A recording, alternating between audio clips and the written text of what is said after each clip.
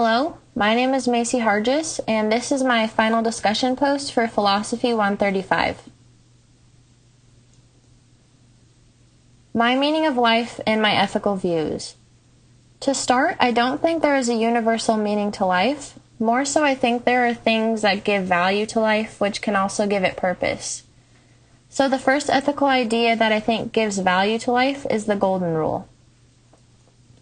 I feel like we grew up hearing treat people how you want to be treated. And it seems like such a simple concept, but so many of us, including myself, forget to actually act on it. My next idea or view is to help people when possible. Though I do think it is impressive and great that there are people like Peter Singer who are willing to use all their time and dedicate their lives to serving others, I find the idea a bit exhausting. I think that there are always times when we can help other people, such as giving someone a hand when they fall down or helping an elderly man across the street.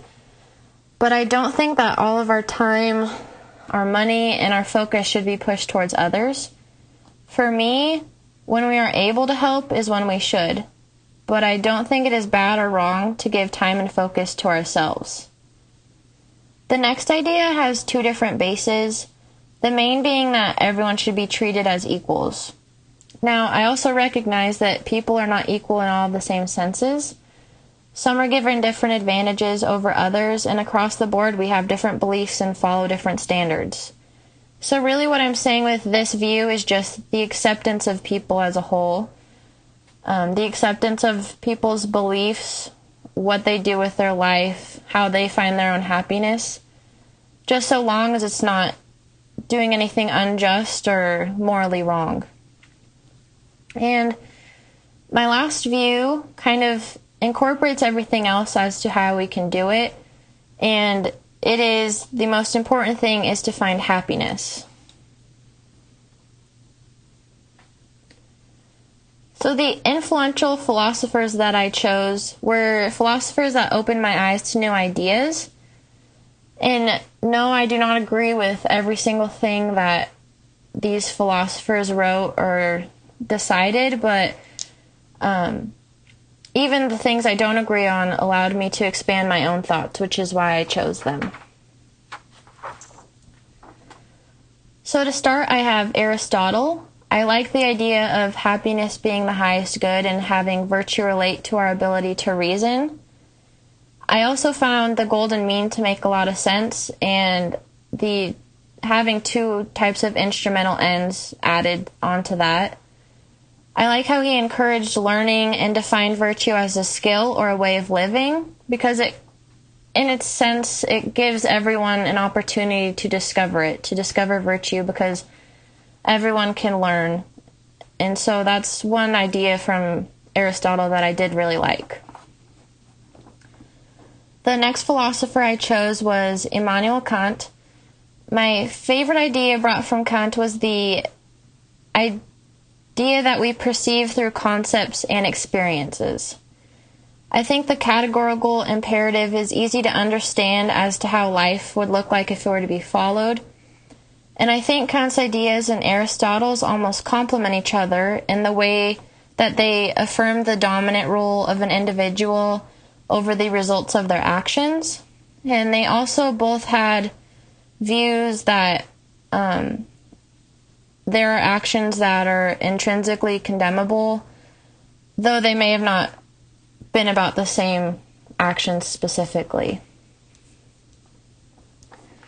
The last philosopher I chose is different from the others, and I chose him more so out of pure interest in his work than applying them to my meaning of life. Confucius was very interesting, and I thought he had very pure ideas. So Confucianism focuses around living in relationships with one another and how we treat different people. The ethical model of family with different tiers was a new way of seeing family for me. Kind of similar, I always grew up knowing to respect your elders, the common saying, to respect your parents, but also just have overall respect for everyone around you.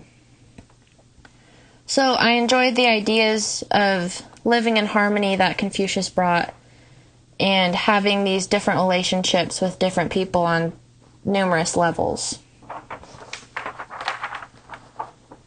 The arguments that I formed are around what I would like to focus on in my life to give it value.